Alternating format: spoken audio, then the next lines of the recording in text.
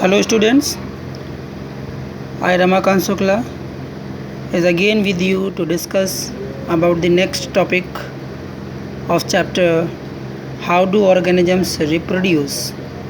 So here we have to discuss about the sexual reproduction. So as the sexual reproduction we are going to discuss about, it is very essential to know about it, that what sexual reproduction is actually means to student. Sexual reproduction is a type of reproduction in which both male and female sexes, keep in your mind that the type of reproduction which involves both the parents or both the individuals of opposite sex, one is male, then again another is female. You all know that both of the sexes are opposite to each other, so they involve and are needed to produce new generation.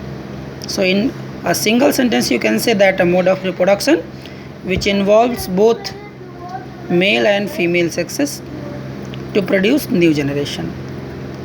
Then again a heading is there or a topic is there in your NCERT book to discuss that why the sexual mode of reproduction, क्यों है ज़रूरी sexual mode of reproduction ही क्यों ज़रूरी है। उससे पहले कुछ दो इन टेक्स्ट क्वेश्चंस मुझे आपकी बुक में मिले हैं जिनको मैं आपके साथ डिस्कस करना चाहूँगा बच्चों। पहला क्वेश्चन है what are the limitations of the asexual mode of reproduction.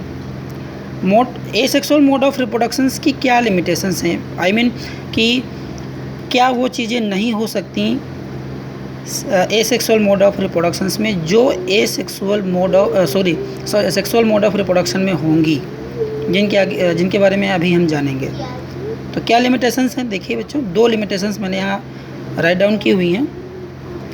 In asexual reproduction very little variations, students, then question with there in your mind that what variations means to.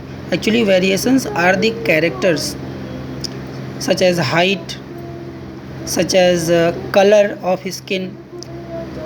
You have observed that the parents is fair in color but the offspring is a little dark.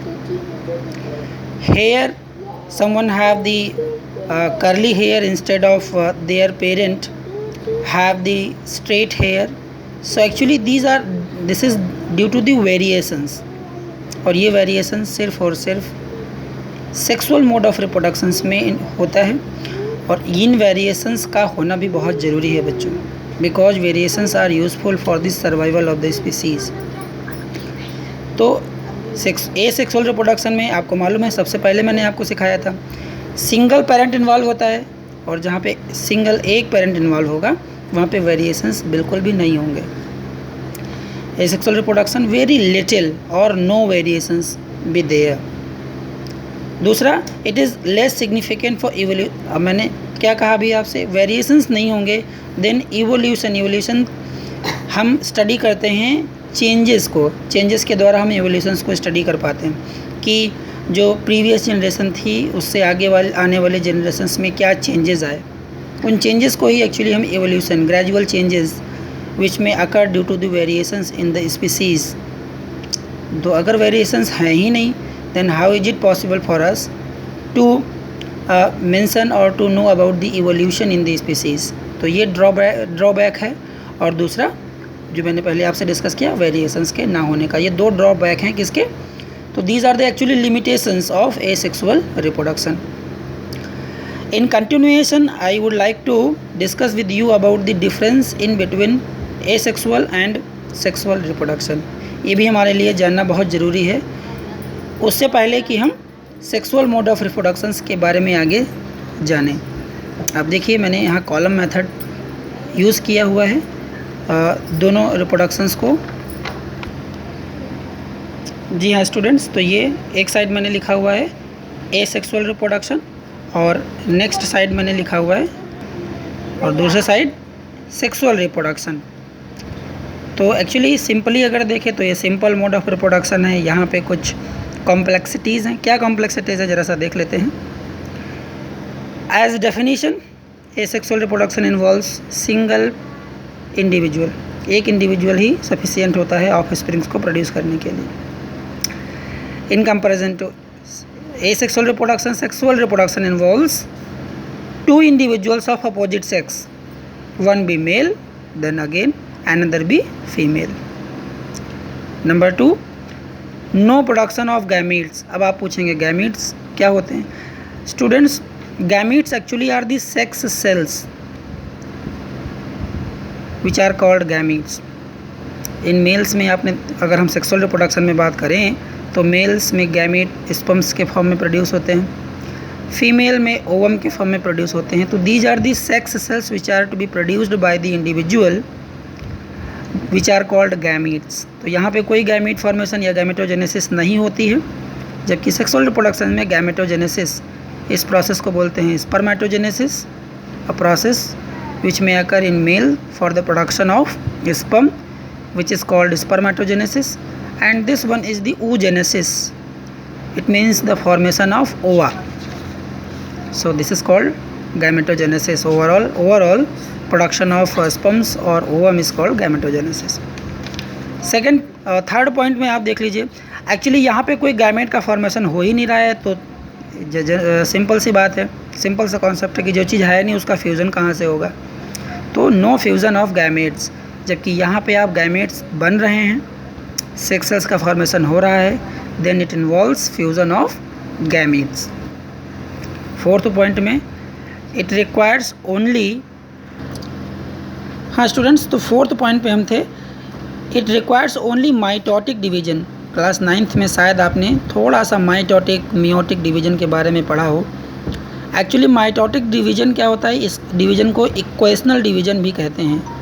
यहाँ पे एक cell 2 cell में divide होती है, फिर वो 2 cell again 2 cell में divide होती हैं, यानी कि जैसा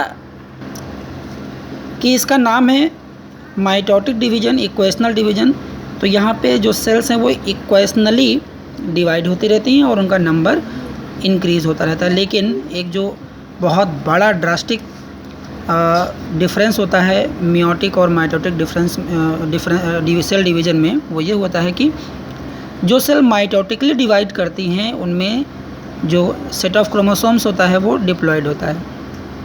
इट मीन्स कि रिडक्शनल डिवीज़न, अभी जब हम मियोटिक की बात करेंगे इस तरफ, it involves meiotic division. Meiotic division वो डिवीज़न है जिसमें सेट ऑफ क्रोमोसोम हाफ हो जाता है।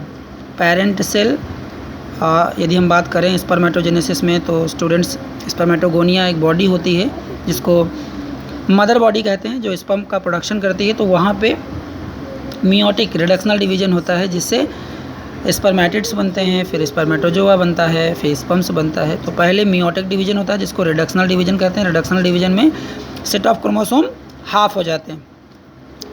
How many chromosomes we have? You all students know, I think that we have 23 pairs of chromosomes. तो जब ये आधे होते हैं तो कितने हो जाते हैं? 23 pair, it means 46 total chromosomes. और जब मियोटिक डिवीज़न होता है तो एक सेक्स सेल या स्पर्म या ओवम में सिर्फ 23 क्रोमोसोम होते हैं, और उन 23 क्रोमोसोम्स में 22 ऑटोसोम होते हैं और एक सेक्स क्रोमोसोम होता है। खैर, उसके बाद इन सेक्स सेल्स का फ्यूज़न होता है जिसको फर्टिलाइजेशन कहते हैं, और फिर जायगोट का फॉर्मेशन होता है। जायगोट डिप्लॉयड इन नेचर होता है, और वो zygote mitotically, as you all know that what we are the multicellular organisms. तो हमारी बॉडी में मल्टीपल सेल्स का फॉर्मेशन बहुत ही सिग्निफिकेंट है। तो ये जायगोट जो स्पर्म्स और ओवम या सेक्स सेल्स के फ्यूजन्स के द्वारा जो बना हुआ है, उसमें डिवीज़न होना बहुत ज़रूरी है। तो वो माइटोटिकली डिवाइड करेगा, इक्वेशनली डिवाइड करेगा, ताकि मोर and more number of sales produce हों और इंडिविजुअल की ग्रोथ हो सके। तो इस तरीके से आगे हम बढ़ते हैं 5वें पॉइंट पे, no variation in offsprings. अब स्टूडेंट ध्यान दीजिएगा, क्योंकि इस एसेक्सुअल रिप्रोडक्शन में सिंगल इंडिविजुअल इन्वॉल्व या सिंगल पेरेंट इन्वॉल्व होता है, गैमेट फॉर्मेशन होती ही नहीं है, तो वहाँ पे वेरिएशंस के चांसेस बहुत ही, वेरिएशंस बिल्कुल होते ही नहीं है, आप यूँ कह सकते हैं। लेकिन अब यहाँ पे 2 इंडिविजुअल इन्वॉल्व होते हैं, अपोजिट सेक्स के 2 सेक्सेस इन्वॉल्व होती हैं, तो वेरिएशंस पाए जाते हैं एसेक्सुअल रिप्रोडक्शंस में। Variations are very very significant. Again I am saying to you that for important variations are very significant for the survival of the individual. Students, अब हम आते हैं Y the sexual mode of reproduction को discuss करने के लिए, जो आपके बुक की मेन हेडिंग कहें या टॉपिक कह सकते हैं। तो इसको देखिए, when gamete fuse during fertilisation, king gametes की हम बात कर रहे हैं, मेल के द्वारा स्पर्म प्रोड्यूस होता है, फीमेल के द्वारा ओवम प्रोड्यूस होता है। इन दोनों सेक्स सेल्स के फ्यूजन को क्या कहते हैं? फर्टिलाइजेशन कहते हैं।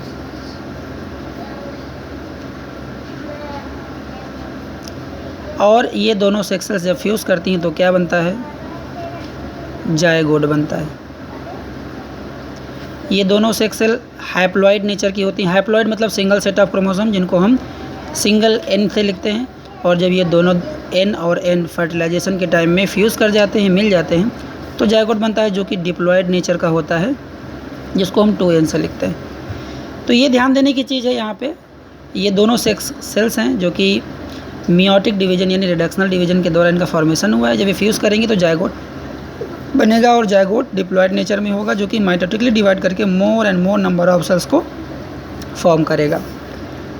तो एक क्वेश्चन मैंने यहाँ पे और क्रिएट किया हुआ है, आपकी बुक का ही क्वेश्चन है, why the sexual mode of reproduction. हाँ बिल्कुल, तो ये देखिए आप, when gametes fuse during fertilisation the number of chromosomes becomes diploid. आप ऊपर देख सकते हैं किस तरीके से क्रोमोसोम्स डिप्लॉयड हो रहे हैं, which is important for maintaining the unique identity of a particular species which reproduces sexually. Students, एक चीज़ आप ध्यान दीजिएगा, we all are diploid in nature. हम सब चूँकि सेक्सुअल रिप्रोडक्शंस के पार्ट हैं, या सेक्सुअल रिप्रोडक्शंस द्वारा हमारा प्रोडक्शन हुआ है, 2 पेरेंट इन्वॉल्व हुए हैं, 1 is father and second 1 is mother.